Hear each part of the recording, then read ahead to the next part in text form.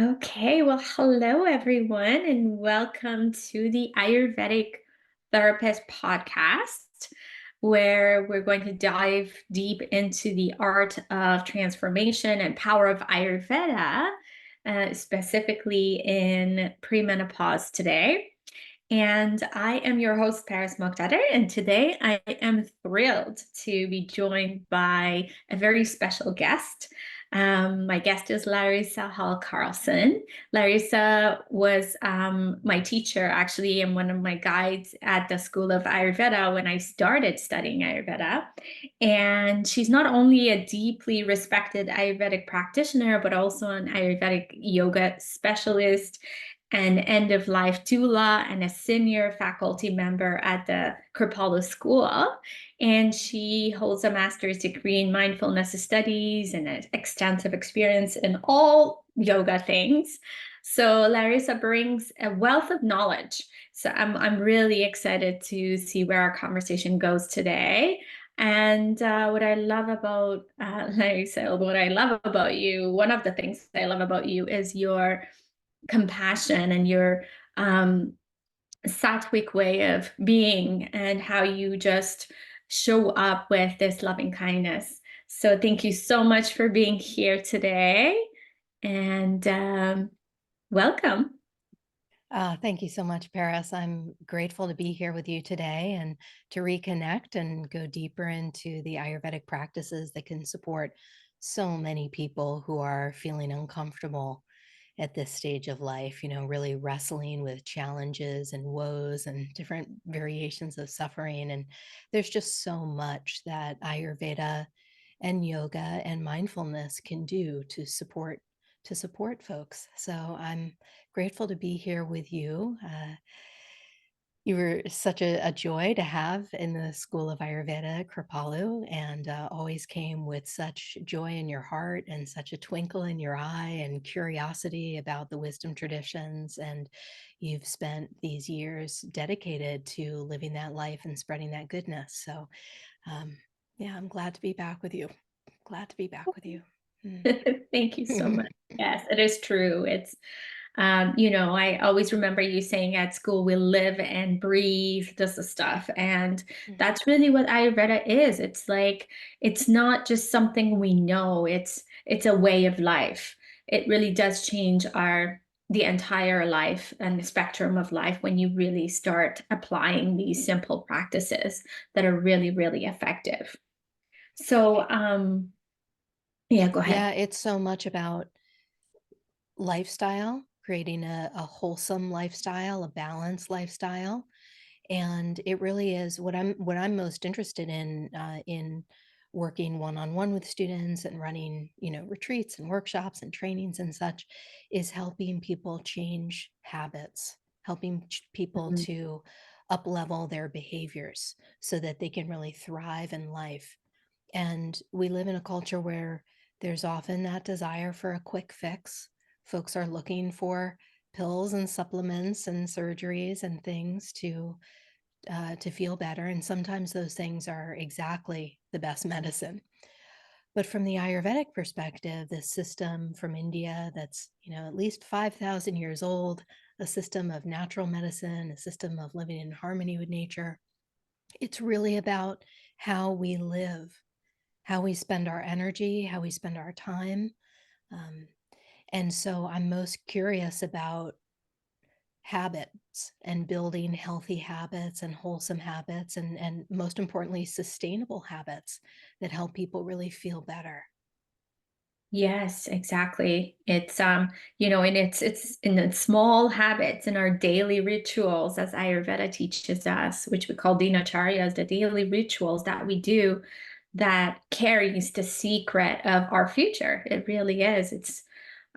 So I'm just wondering to start our conversation about premenopause because I just hit my 40 like 2 years ago, and it was such a change. Like for me, everything changed as soon as I hit 40.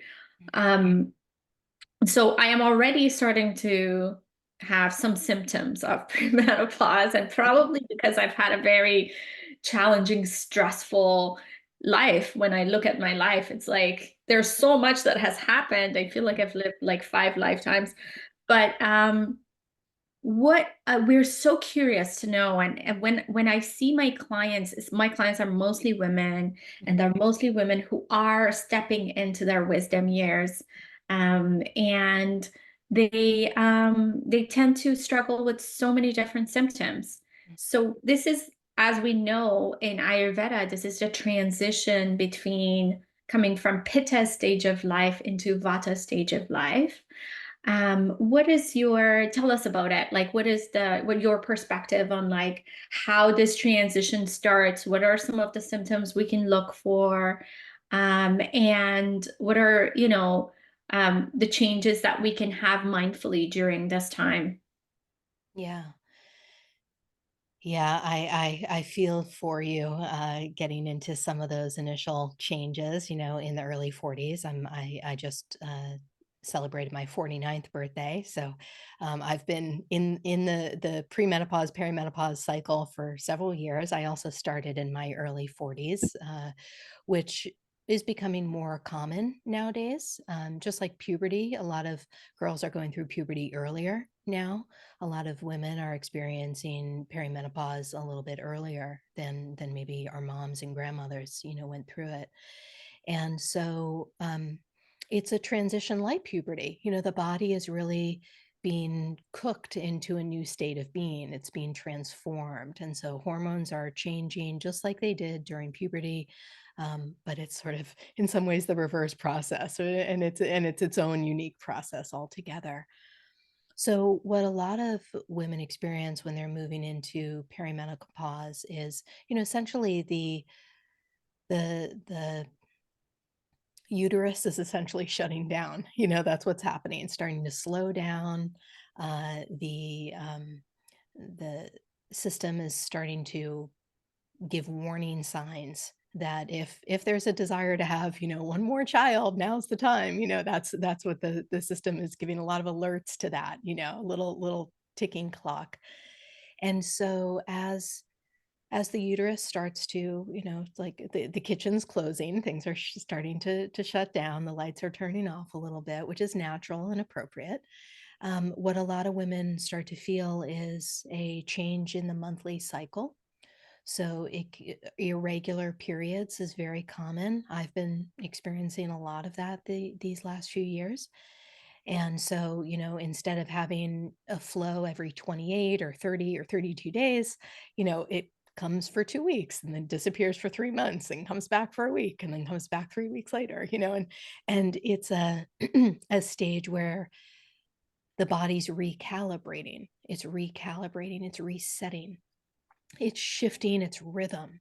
And so the rhythm of the cycle, the moon cycle, goes off. We lose that rhythm while it's recalibrating. And that's totally normal and natural, but it can be incredibly off-putting, and annoying and frustrating and all the things that come with that. Additionally, a lot of women experience changes in their sleep patterns and their ability to sleep deeply through the night. And again, the hormones are shifting, the body's recalibrating. And so sleep can be somewhat disturbed, though there are lots of remedies we can play with for that. Having mood swings and energy swings, that's really common, where folks can feel really energized and then just crash, and feel totally worn out and fried and burned out. Also something that we can smooth out with Ayurvedic diet and lifestyle and self-care. Those are some of the big ones, but also, thinning hair, dry skin, drying up of the sex drive, right? Because basically as the womb is starting to close down, that desire for sex goes down too, which is natural and normal. But it could be excessive. Folks can have like no desire whatsoever, and that's a little extreme. That could be a flag of being too depleted or too dried out, too exhausted, that kind of thing. So we want to, a little bit of a lower sex drive is natural and normal. But if it totally crashes, we want to pay close attention to that, because that may be something that needs some support, right? Weight gain, that's common as well. The hormones are shifting, the body's recalibrating, and what we used to be able to digest in our teens and 20s and 30s, don't digest as well in the 40s and onward. And so we need to adjust to that too. So those are some of the common symptoms and woes. They're all normal to experience, but we want to make sure that they're in a comfortable range, so that they're symptoms of the body changing that are maybe a little annoying, a little irritating, but that they're not extreme. We don't want them to be debilitating. We don't, when women can't sleep for days, for weeks, like that's a real problem, and so a manageable amount of woe, I think, is normal, but not too much, and so that's what we're really interested in. So in the Ayurvedic perspective on this, the body is moving, as you said, from the Pitta stage of life to the Vata stage of life. So I'll sort of break those down a little bit. The according to Ayurveda, we go through three main stages of life, and those are lined up with the three Ayurvedic doshas. The first stage is Kapha, which is like the spring of life. And that's a stage where the body's growing, right? It begins at conception and goes all the way through puberty into the 20s while the brain keeps growing.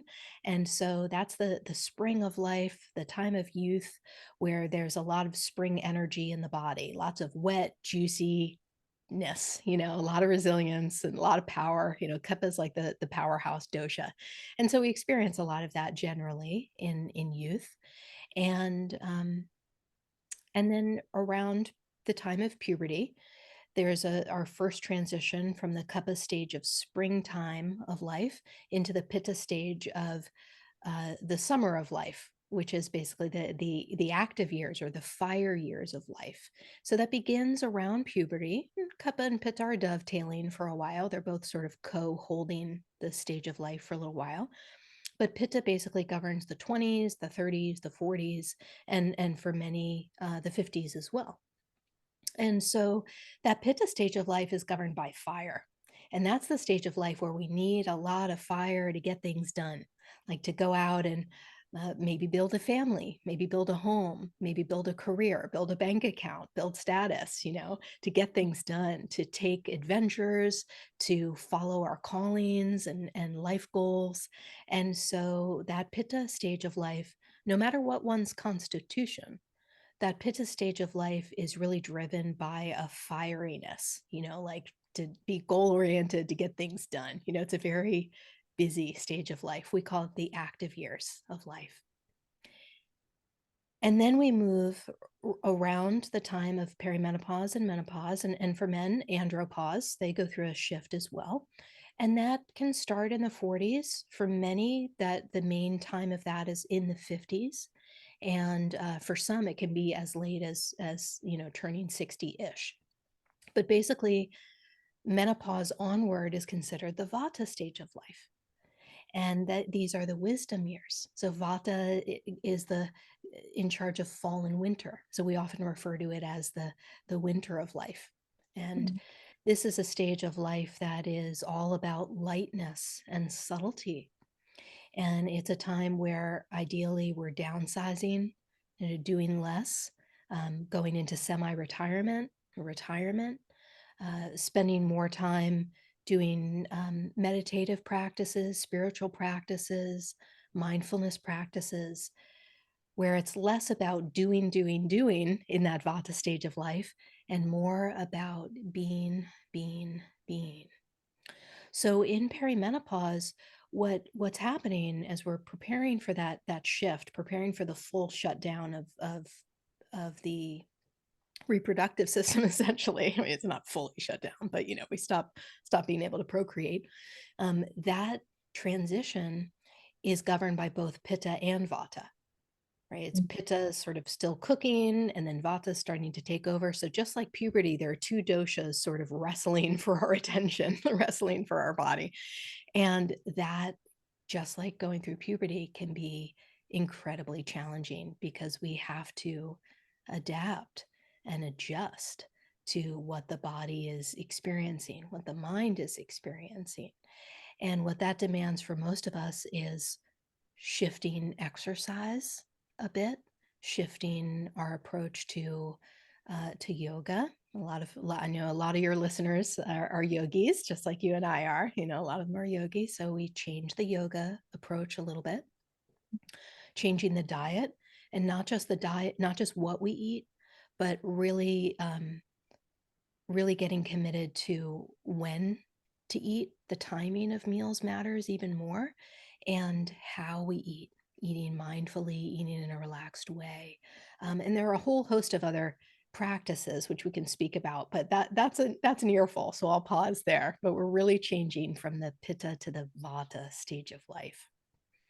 Yes. Wow. Thank you so much for explaining that so well.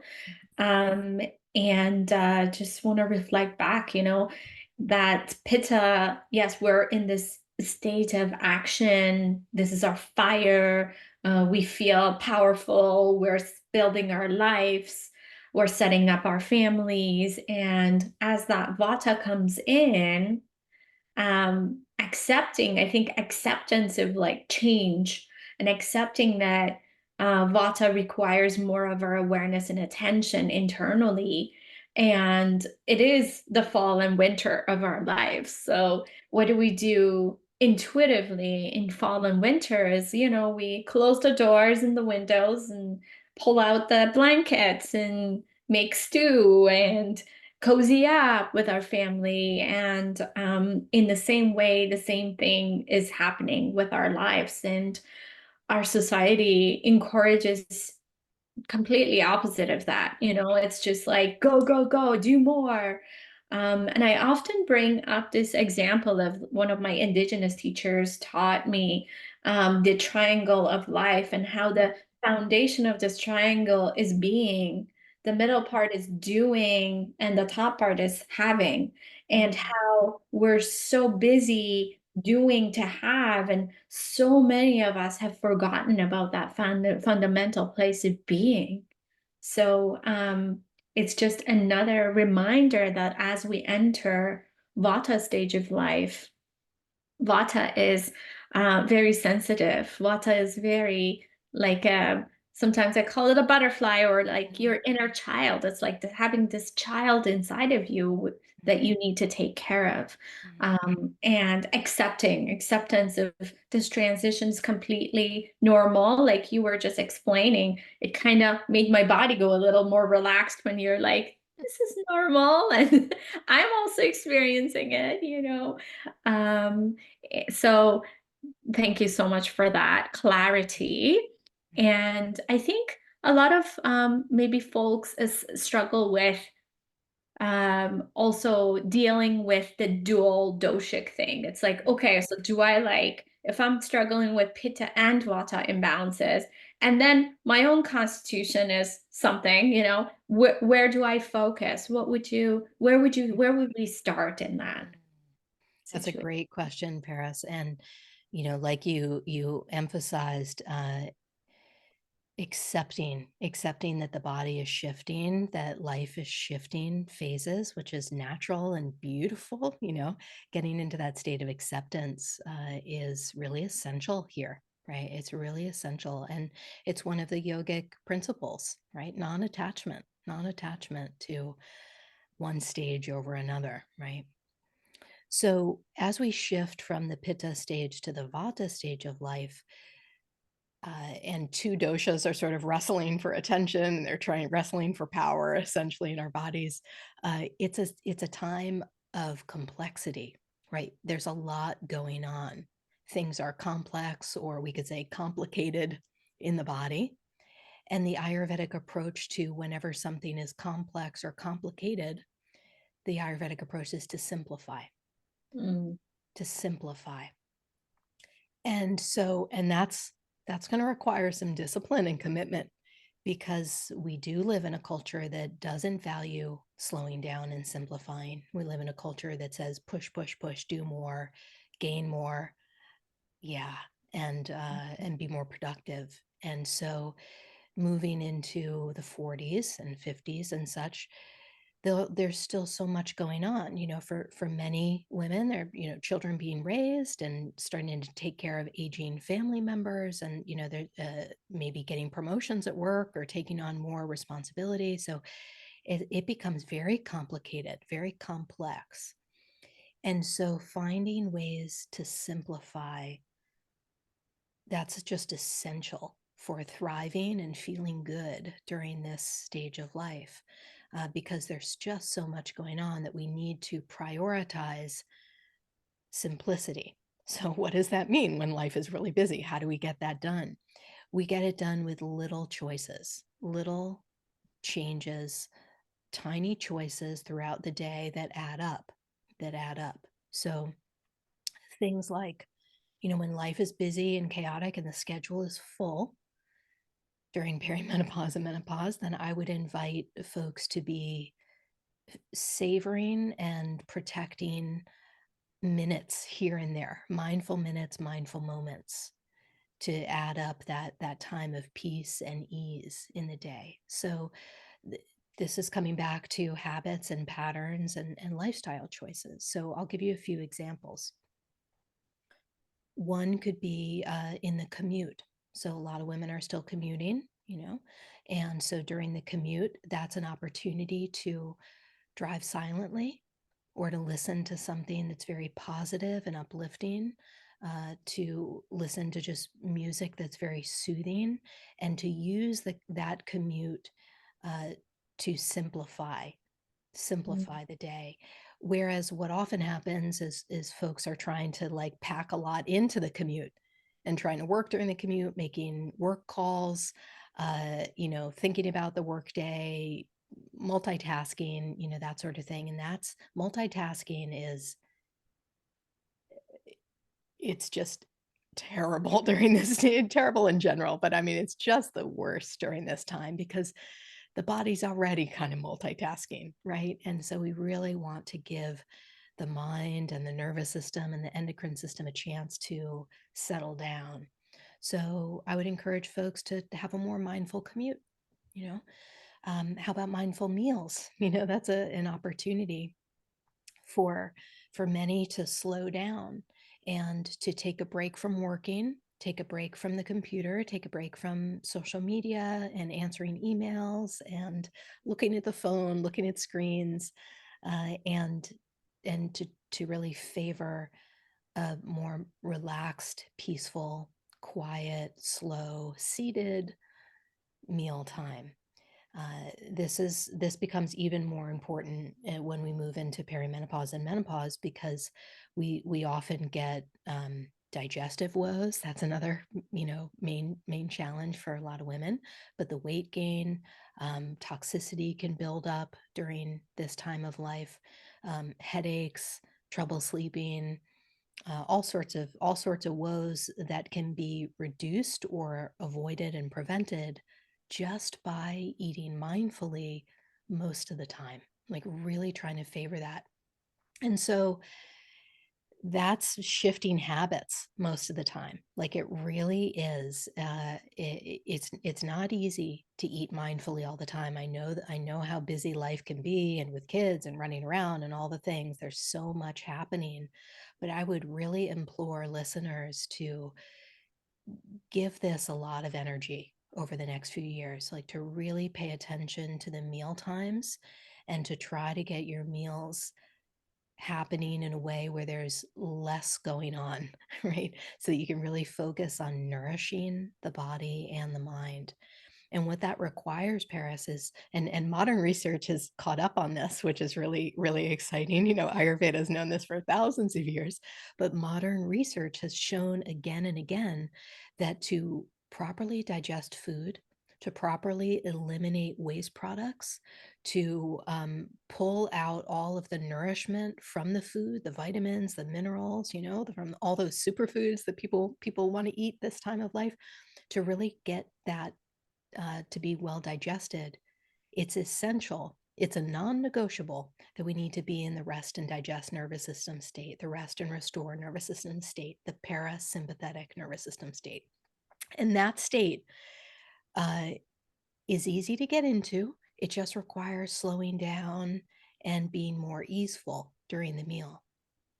But what often happens is that folks are multitasking during their meals. They're standing up, they're driving, they're working, they're answering emails, they're looking at the news, and all those things, they're not good or bad, but all of those things require the sympathetic nervous system to be in charge. And that's Mm. the fight or flight nervous system. That's the go, go, go, do nervous system. It doesn't just govern emergencies. It's the nervous system that keeps us active, stimulated, on the go. And so if we're eating during the fight or flight nervous system state, in that sympathetic nervous system state, it's inarguable. Energy and blood move away from the stomach and Mhm. out into the limbs and up into the brain to take action and make decisions. So that automatically tanks the strength of digestive ability. And a lot of people get acid reflux, they get gas and bloating. Over time, they can get irritable bowel syndrome from that, um, weight gain, congestion, water retention, just feeling puffy and swollen, having headaches. And perhaps the most common sign of not eating mindfully is a lack of satisfaction from the meal, feeling a lack of contentment, which then leads to snacking and usually not unhealthy things, right? And so it turns into this huge cycle. And from the Ayurvedic perspective, how we eat is more important than what we eat. Just as long as we're not eating like terrible junk food, but generally speaking, if we're choosing healthful or healthy-ish things, how we eat those things is more important than what we're eating, Mm. because it could be the most organic, seasonal, perfectly spiced for your individual dosha, meal. But if you're eating it in the fight or flight nervous system, the body's not digesting it anyway. That's fact. And so this is a big thing that I really want to emphasize for folks, because it really is about simplifying, especially around these important times of day when we're nourishing the body, nourishing the mind with food. It's important to give the body and mind a break from other things to reduce the multitasking.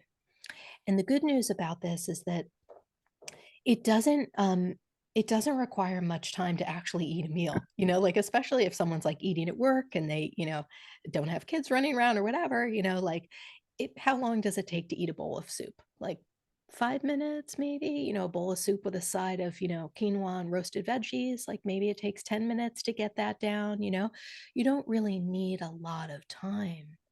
We just need that time to be relaxed.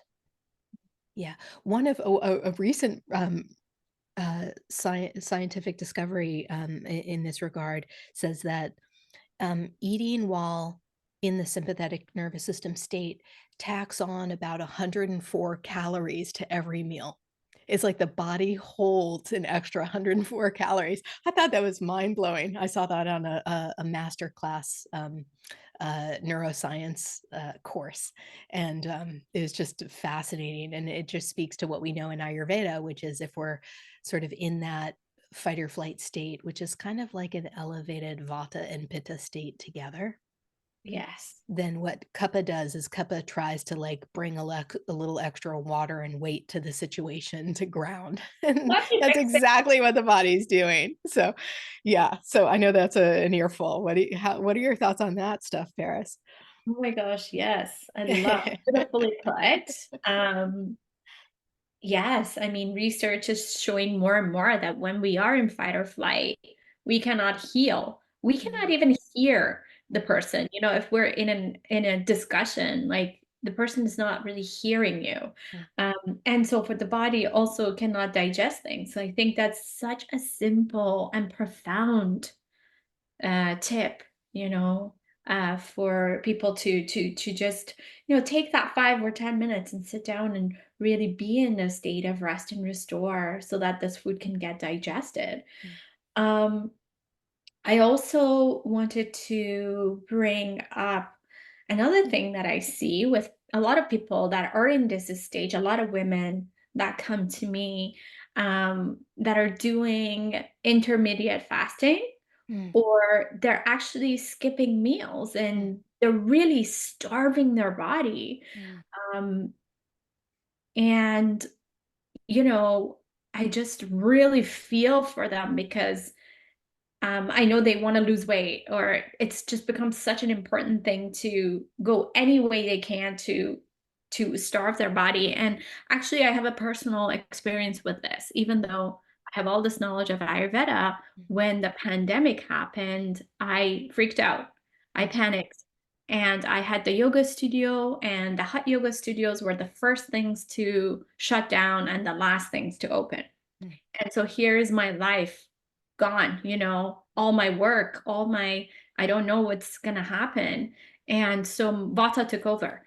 And I was so stressed out that I was going through days and days without eating and forgetting that I hadn't eaten, mm, to a point where finally I got to a state of being completely, my adrenals were completely mm, fatigued. mm, And so I had to bring myself back out of that. And it's taken me like 4 years now. I'm kind of coming back to normal. But I just wanted to bring that up, whether we're not eating because we think, oh, I'm going to lose weight this way, or I'm starving my body because I'm in such a stressful place, or I'm fight and flight all day and I'm doing things and getting things done for everybody else and I'm forgetting to eat. mm, Um, what are the implications of that in premenopause, you know? mm, mm, mm. Thank you for sharing a bit of your journey with us on that. Yeah. It's rough, this pitta stage of life is rough on a lot of us, it really demands a lot, and we can experience a lot of discomfort in the pitta stage of life, and the pandemic certainly accentuated that for so many. the the fasting can be very useful at times. Ayurveda will use fasting therapeutically. It is best, though, from the Ayurvedic perspective, if we're going to skip a meal, it's best to skip dinner Mhm. so that we begin with a nourishing breakfast. Could be big or small based on one's hunger level, and then favor a nice big lunch. That's what Ayurveda loves, no matter what stage of life we're in, like a nice big hearty lunch. When the sun is highest in the sky, the digestive fire is strongest in the gut. There's a relationship between the macrocosm and the microcosm, between the pitta of the sun and the pitta of the hydrochloric acid in the belly.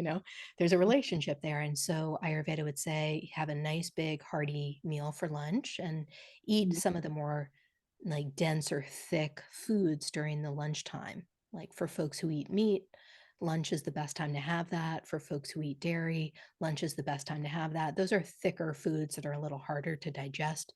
Even desserts, like if you want a dessert, like lunchtime is the better time to do it because then you have all day to digest it, right?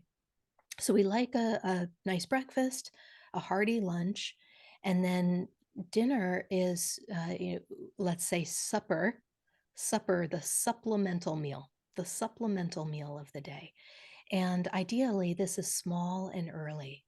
So let's say roughly, between 5 and 7 p.m. That's a good time for supper. And, just to have a little something to tide the body over, or to skip supper. And then the body has a long period of fasting from lunch all the way to breakfast the next morning, right?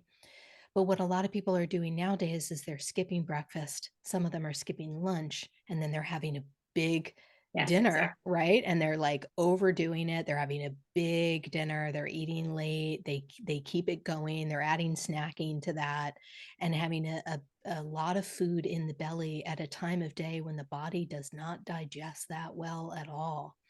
So the basically Kappadosha governs sunset onwards at night, and that's the Kappa time of evening. And Kappa doesn't have much fire in it at all, right? Kappa just wants to unwind and get in pajamas and, pet the cat and throw in a load of laundry and read a book and stare at the stars and stuff like that. Kappa doesn't want to digest a big meal. And so this is a problem that a lot of folks have. A lot of folks, no matter what stage of life they're in, living in modern times, we live in a society that favors a big late dinner. And it's a huge problem for digestion, for weight, for toxicity, for sleep. All sorts of ailments can be, like, seriously, they can just be like eliminated by changing the times that we eat. I've had so many clients over the 15 years who, like, they just drop so much weight by skipping dinner. They sleep so much better by having a small early dinner, right? They drop toxicity by making that dinner time relaxed and mindful and easy and small, right? So that is a huge tip for practitioners now, is don't skip breakfast and don't skip lunch. If you're going to skip, if you're going to fast, skip dinner, or make it small and light. Yeah. One of the important things here is that, and many people, they don't have to be in perimenopause or menopause to experience this, but often at that time of life, it really gets accentuated and elevated and escalated. But essentially, folks will skip meals for sort of two main reasons. Some people wake up and aren't hungry for breakfast. And usually that's because they had a later dinner, right? And the body's still kind of digesting that. Mhm. Or they may have more of a kapha constitution. And so the digestion is a little slower. So they wake up in the morning, not a lot of hunger, no big deal. They could just hydrate for breakfast or maybe have a little piece of fruit or something small. And then, wait until lunch to have a big meal. But the other group that skips breakfast or skips meals, what often happens is their systems are in the fight or flight state.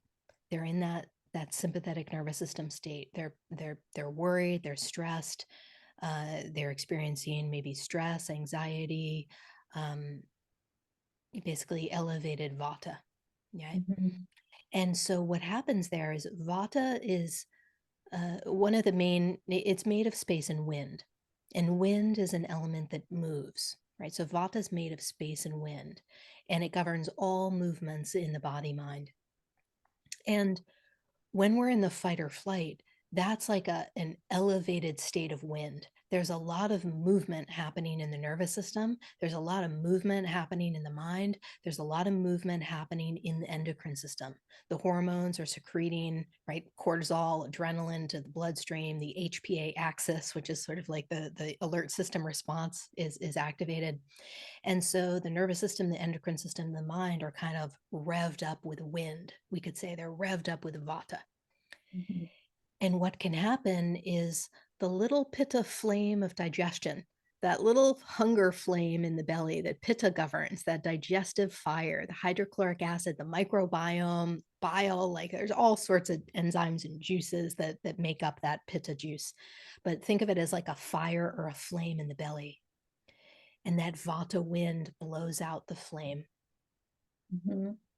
And so people don't experience hunger because they've blown out that pitta flame, right? It's just like a candle getting blown out in a heavy wind. And so folks will skip meals, not because they don't need food, but because they don't get the hunger pangs, because Exactly. that wind, that vata, that movement, that stress has blown out pitta's fire. And so often folks will say, oh, I'm not hungry. I don't need to eat until later in the day. But that's not actually what's happening. Yeah. What's happening is their body is like starving for nourishment. The Yeah. body is starving for nourishment, but they can't feel it because all the energy is basically rushed up to the head. That's Yeah. a very simplified explanation, but that's often what's happening. And so by slowing down for meals, by adding more quiet time during the day, even by doing things like taking the exercise down a little bit, right? Mhm. Often when folks want to lose weight, they like double down on intensity with their exercise and get really like hardcore about it. And they're, flipping tires and like doing really, really intense practices and stuff to try to burn those extra calories.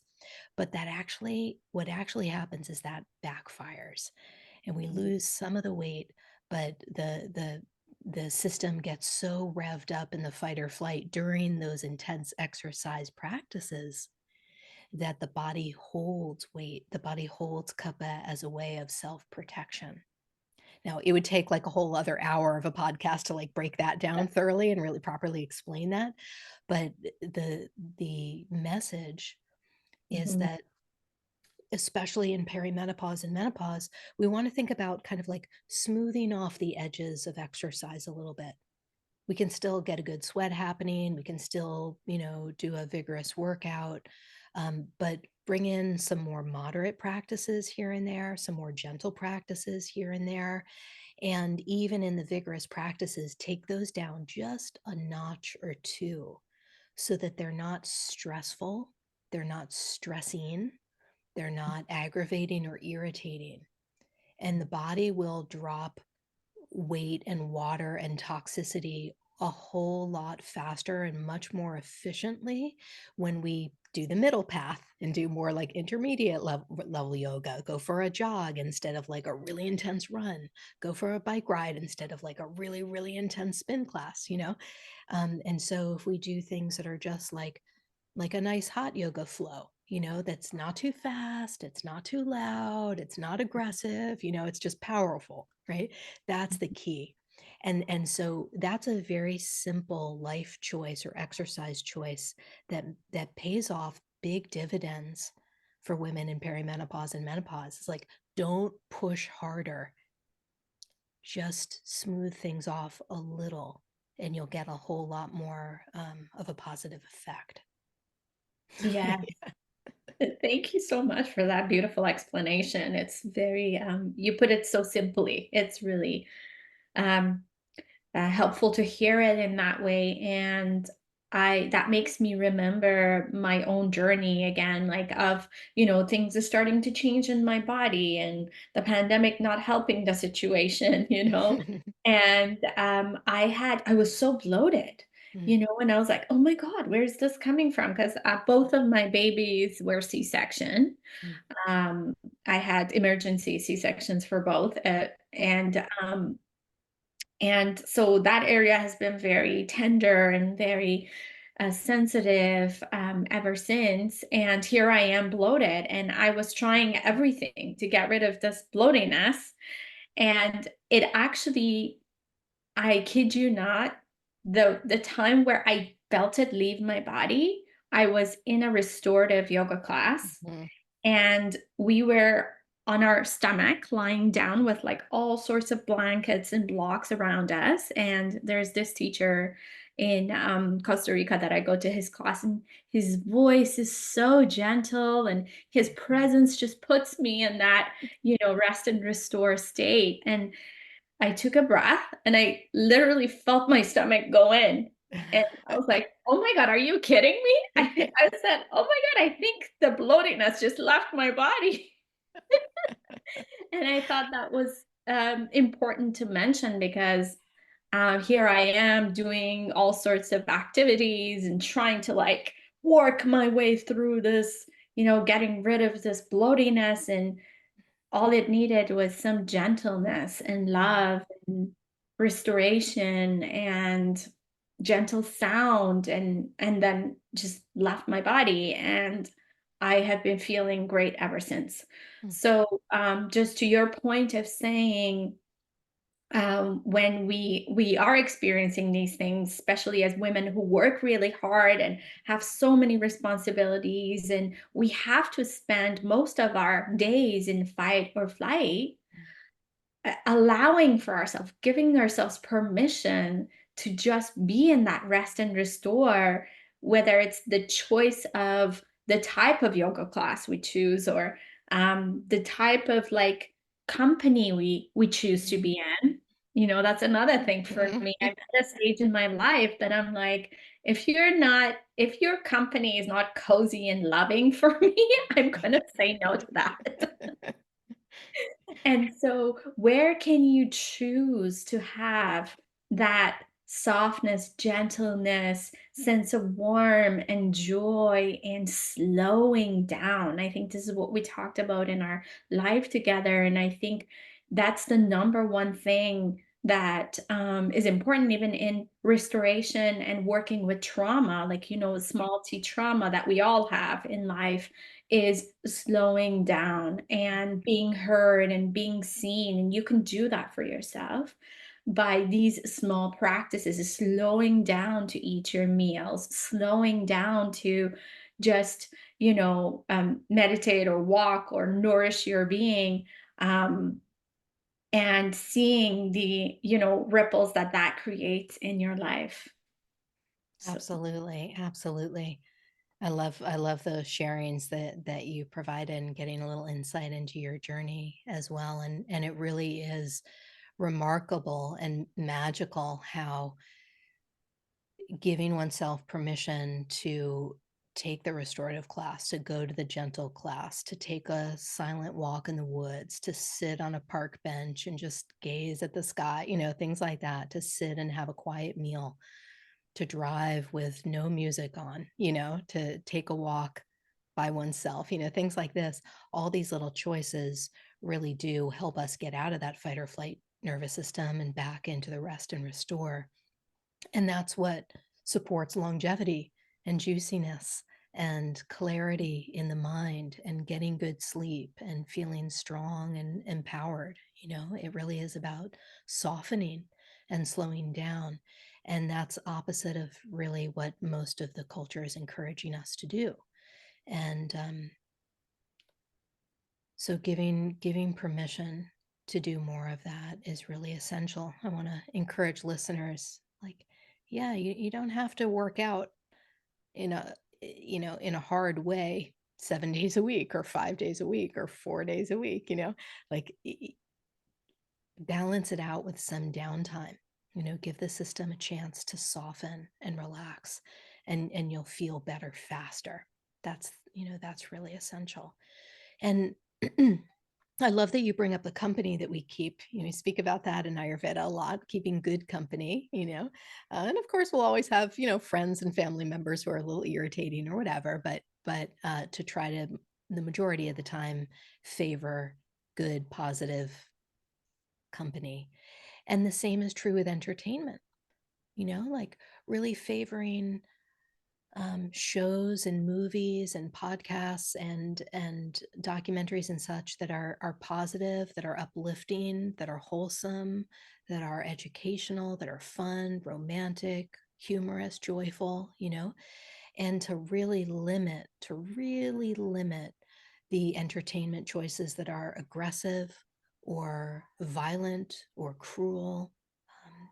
And there's so many things out there, and scrolling, like who we watch, who we follow, all of that, especially during this time of complexity, during this time of perimenopause and menopause, when the system just doesn't have the capacity to be slammed and hit all the time by um, things that are so aggressive or disturbing, right? And so this is a time to really get finicky, to get really picky about what entertainment choices we choose to engage in. And it's just as important as the company we keep, what we're watching and listening to. Yeah. absolutely. So I've got this program that's coming up, and so much of what we've talked about today is included in this program. I'm been focusing much more nowadays on supporting women through perimenopause and menopause, and I've created a 6-week program which really is focused on lifestyle habits and self-care Mhm. practices and increasing hydration, bringing in some power foods. There are some superfoods and spices and herbs that are also really excellent during perimenopause and menopause. So we focus on those. We also bring in a lot of aromatherapy, essential oils that help boost libido, ones that are also good for reducing stress and anxiety. And it's a 6-week program called Sattvic Sensuality. And sattva is a Sanskrit word that means essentially balance or harmony, peacefulness, ease, that sort of thing. So, sattvic sensuality, we're working to support uh, perimenopause and menopause, and all of the challenges that one experiences, like sleeplessness and dryness and mood swings and energy level swings, and all of the stuff you and I have just talked about, but also supporting libido. And because libido, when it's really crashed, that's a flag for us as Ayurvedic practitioners. It's a sign that it's a sign that something needs attention, right? Mhm. Having the libido go down a little bit during this time of life, that's normal. But when it like crashes and there's like no sex drive at all, that's a flag that something is off in the health and wellness that we can really support. So this 6-week program is Sattvic Sensuality, wholesome libido boosting with Ayurveda, and it focuses on diet, lifestyle, self-care, mindfulness practices, superfoods, aromas, spices, as well as doing fun things like buying pretty lingerie and tidying up the bedroom and making it more sensual and learning how to do more self-massage and all sorts of like luscious, luxurious things that are very wholesome. We're not really talking about sex actually. And we're not talking about sex toys or twerking or doing any weird stuff, like it's a wholesome self-care experience with like-minded yoginis, and folks who are focused on healthy living, healthy exercise. So that is coming up. We start in a week. We start October 3rd, and that runs through November 7th. And it's Thursday nights where we eat aphrodisiacs for dinner, replacing dinner with a small little aphrodisiac. And everything's recorded. So some folks join live, some folks watch on demand, but that is coming up. And so I wanted to give a little highlight for that, because so many of our listeners can be supported by a journey that is long enough to really support changing habits and patterns. Yes, absolutely. That sounds so wonderful. It sounds very delicious. Yes. Yes, and I wanna encourage the listener to check that out, and I'm gonna put the links underneath this podcast, and, Larissa's website, along with her work, will be also listed here for those who are listening maybe after October and wanna check out your past courses. Um, and well, this has been such a beautiful, beautiful, insightful conversation. Thank you so much. It was very enlightening. And just, I know, just having a conversation with you and being in your presence and the way you speak and show up shows us that sattva. I know my listeners know what sattva is like because I talk about it a lot. And here's Sattva, everyone, with your background and the soft colors and your glow on your skin. And the way you teach, it's very, heart opening, and we feel it in our being. So I highly encourage everyone to check that out. And thank you so much for sharing your expertise with us in navigating significant life transition during premenopausal or any time in life. And to our listeners, we're hoping that you enjoyed this conversation and this empowers you into taking these practical tools and wisdom into your journey. And remember, you're not surviving, you want to be thriving. And until next time, we will see you again. Thanks, Thank you Larissa. so much, Paris. Thanks, everyone.